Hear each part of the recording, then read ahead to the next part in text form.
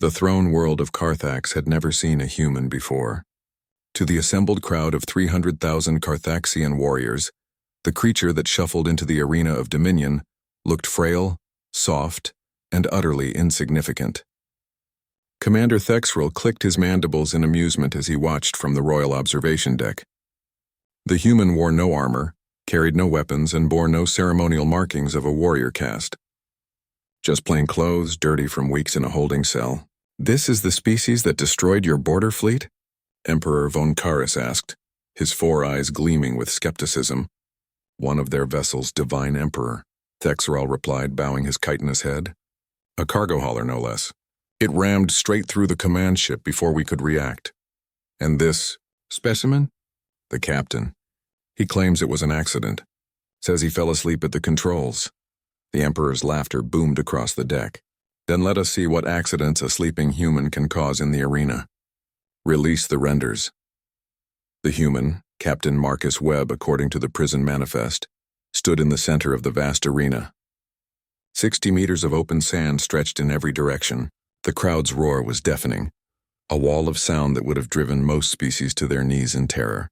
Marcus simply rolled his shoulders and yawned. The gates opened.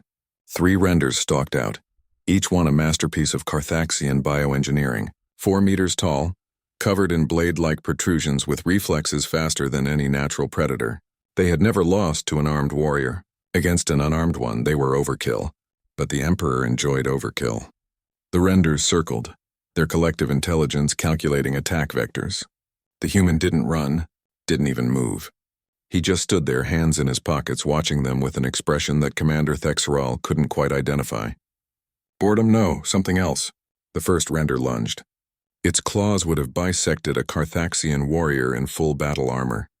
Marcus sidestepped at the last possible instant, the movement economical, almost lazy. The render's momentum carried it past him, crashing into the sand. The crowd gasped. The second and third attacked in tandem, a textbook coordination strike. Marcus dropped to the ground, rolled, and came up running, not away from them, but toward the arena wall. The renders gave chase, their powerful legs eating up the distance. At the last moment, Marcus jumped. Not high, just enough to plant his feet on the wall and push off backward, twisting in midair. He sailed over the nearest render and landed behind it. As he passed, his hand shot out and grabbed one of the creature's blade protrusions, using its own momentum to help him land smoothly. The render, meanwhile, crashed headfirst into the stone wall with enough force to crack its armored skull.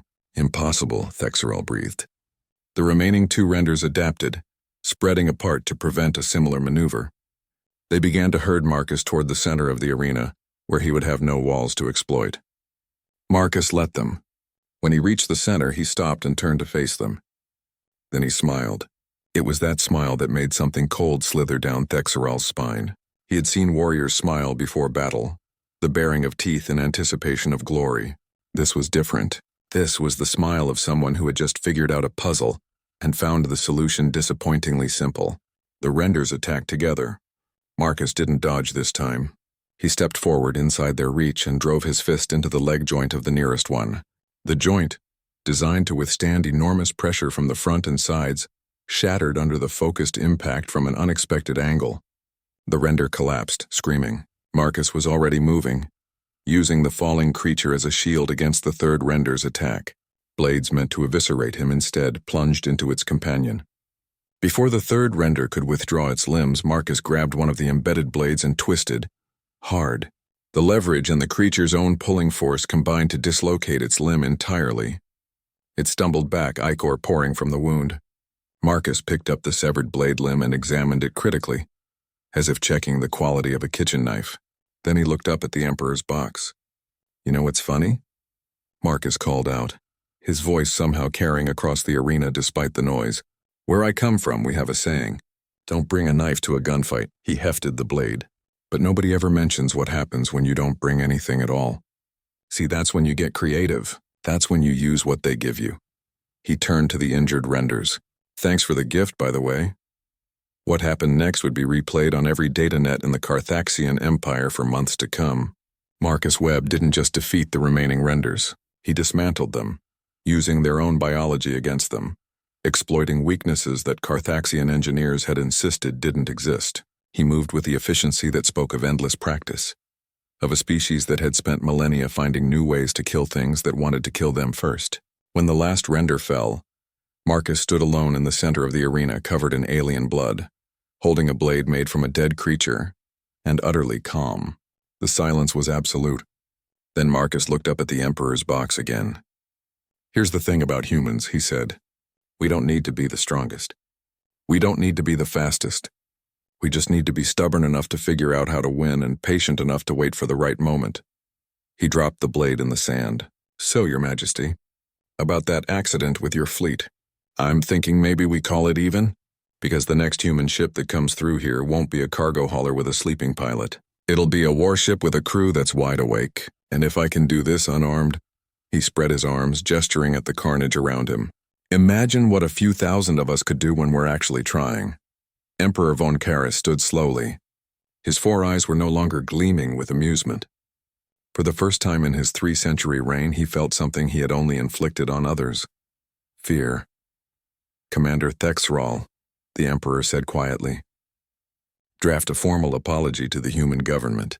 Offer full reparations for the destroyed cargo ship.